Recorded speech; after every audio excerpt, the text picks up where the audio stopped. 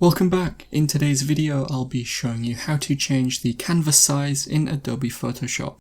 You might want to do this to change the exact number of pixels the image is even after you've created the original file.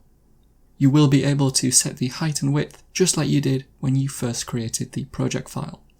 Remember to leave a like and feel free to subscribe if the video helps. Let's get into the method. Load up Photoshop and the file you want to change the canvas size for. Head to the tab called Image at the top, and from the list that appears, click on Canvas Size. In the window that opens, you should see the current height and width of the canvas. You can enter the new values for these in the boxes, but you want to focus on the anchor below this as well. This will effectively dictate where the cropping occurs, so if you want to keep the top middle and crop off the bottom, choose the top middle box.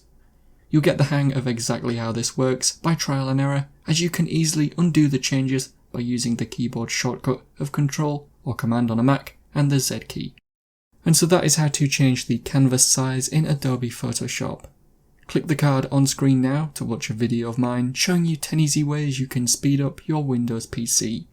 Help support the channel by visiting the store. The link is in the description and at the end of the video.